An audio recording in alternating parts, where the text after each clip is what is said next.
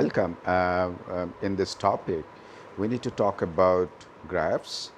And as you understand, graph is a very dynamic data structure. And practically, in this present world, we have a lot of applications. If you look at especially Google Map and Google Map related applications are the direct application of graph data structure. So in this discussion, I want to highlight on what is a graph, and we see some example applications of graph. We need to understand also the graph terminology and especially representation of graphs. There are three ways of representations and maybe some review questions. So let us start with the next topic is what is a graph. Graphs are, you can understand that it's a generalization of tree. What it means, generalization of tree? In tree data structure, you have one node called root node, and you have all childs. But in graph, you may have more than one node, more than one root node, but graph is consist of a set of vertex V and AG. You can see in this example that we have 6 vertices and they are all connected by edge. So a graph data structure, we can say that it consisting of non-empty set first of all, and the members are actually called vertices. Vertices is V, and practically its edge E, they are together. So a simple graph has no loop. Generally, what you mean by loop is you come back to your initial vertex again, that is a loop. A graph can be cyclic. So you can see here we have a graph's representation. We can have undirected graph. That means when you are going from one vertex to another vertex, the edge has no direction. For example, you can imagine from Dhaka to Chittagong or Chittagong to Dhaka, you really don't need any direction because it is a connected edge. The highways are there, and in either way you have the same distance. So undirected graph means the vertices are connected by edge where you don't have any kind of representation through arrow from the edge. But on the other hand, if you look at directed graph on the center, we sometimes call digraph, we have vertices and they are actually connected through edge, and the edges are running from one vertex to another vertex. There is a direction. That means when we say that from B I can come to A, I can come to E, and I can come to C, and there are directions, but you don't come from E to B because there is no edge coming from B to E. You can have also a graph which is directed and weighted. You can see the weight, each of the edge has a certain weight given. So this is sometimes very important because when we represent CT and its interconnections, we really represent through vertex and weights of the edge. So you can have a weighted. So this graph we can call weighted directed graph. Weighted directed. Why directed? Because there is a direction from one vertex to another vertex. Take a look at some of the essential example that we find the least travel path within the cities, and then we try to actually find the shortest path within the graph, and this is a very important algorithm we call diaster algorithms. And nevertheless, network, in fact, suppose a corporate network consists of many nodes and their interconnections, and it can be represented using a graph, and we can implement certain algorithm to find out that how we can travel from one node to another node in the graph. Graph terminology is very, very important. You can see there are few terminologies. It starts with adjacent vertex. Adjacent vertex means a vertex W is adjacent to vertex V if there is an edge from W to V. That means adjacent vertex concept is that two vertex, if they have an edge in between, maybe directed, maybe undirected, but they are called actually adjacent vertex. A path, what is a path? A path actually is a sequence of consecutive edges in a graph. For example, what is the length of a path? The length of a path actually is the number of edges it traversed. For example, you are going from A to E, and in between you have A to B, B to C, C to D, D to E. So you can have actually the path, which is consist of number of edges, is 4. So generally path is a very important terminology in graph. There is another terminology called a cycle. Cycle, generally you can understand that all its subset of edge set that frame a path, forms a path such that the first vertex of the path is into the last. That means what does it mean by cycle? You come back to your initial position. That means you start from a vertex, you travel, and all the way you come back in the same vertex. That means there is a cycle. A graph also sometimes containing no cycle, and you may have acyclic graph or cyclic graph. Connected graph means all the edges are connected, but sometimes you may have an edge where there is no connection. You can see the fourth one is a disconnected graph. Why? Because there is an edge which has no connection to other. There is a vertex which has no connection to other vertex. So there is another concept is called, I'm going to show you that terminology. The main graph terminology is coming here. One we call path and cycle in a digraph must move in the direction specified by the arrow. Because when you talk about path or cycle in a digraph, means directed graph, you have to follow the arrow signs. And then connectedness in a digraph, strong and weak. You can have two types.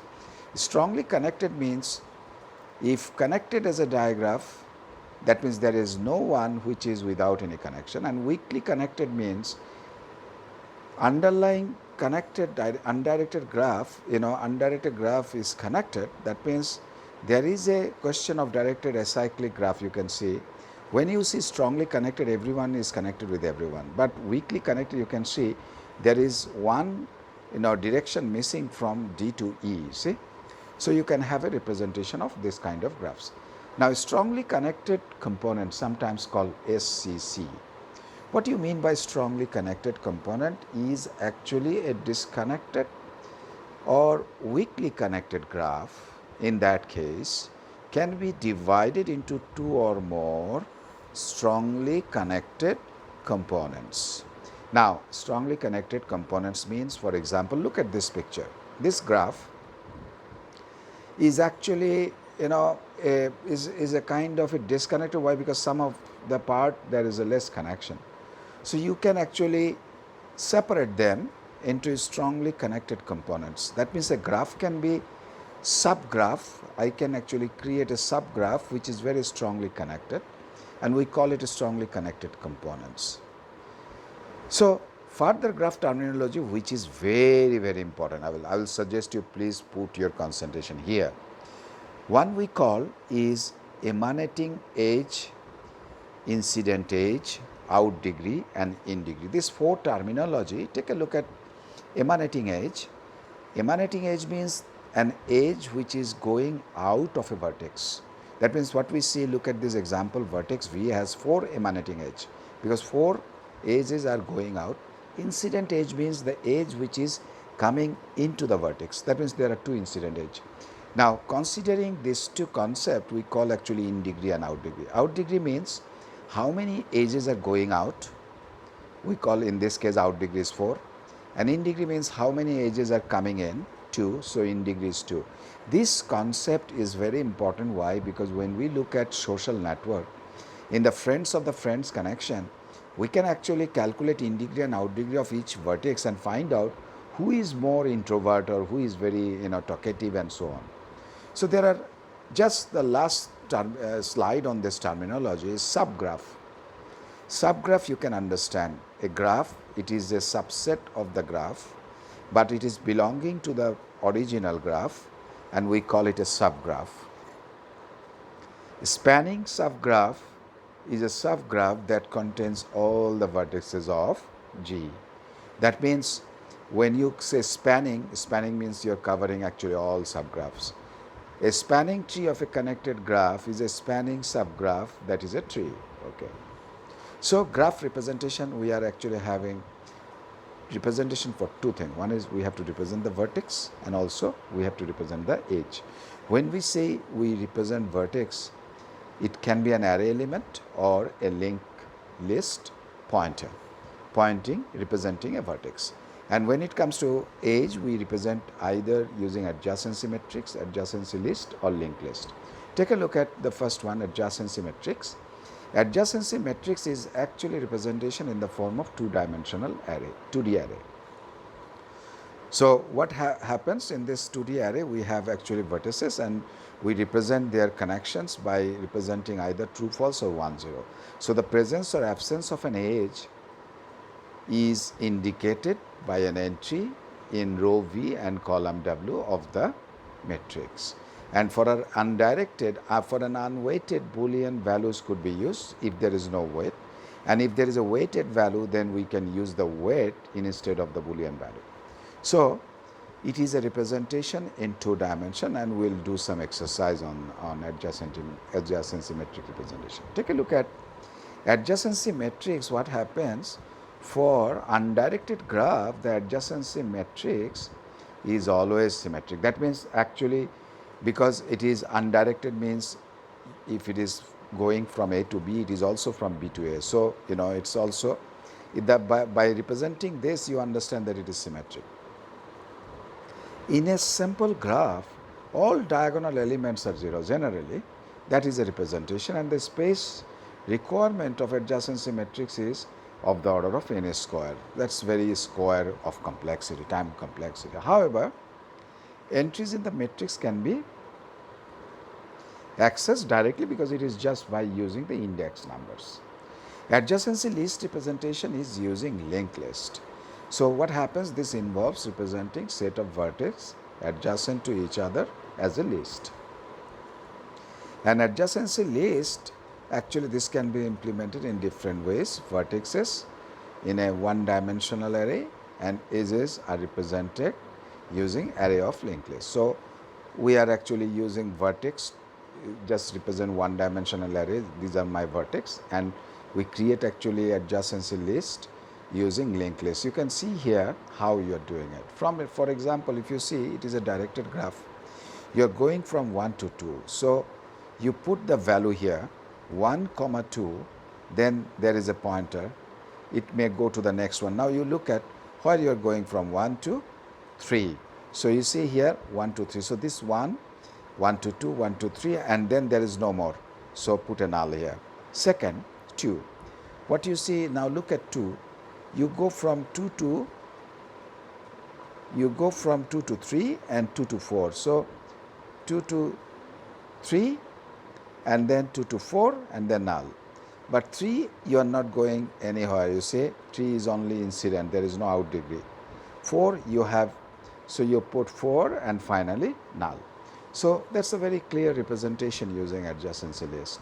And a simple list representation, vertices are represented in one-dimensional array and edges are represented in one linked list. So it's like simple representation, edges and vertices. You are using two different elements to do that. So this is an example that comparison between adjacency list and adjacency matrix. You understand that the complexity is higher in matrix and the complexity is lower in adjacency list.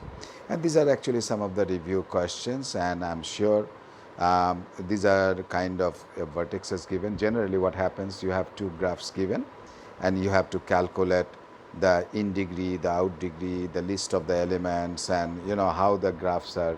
We will be discussing about graph traversal in our next presentations.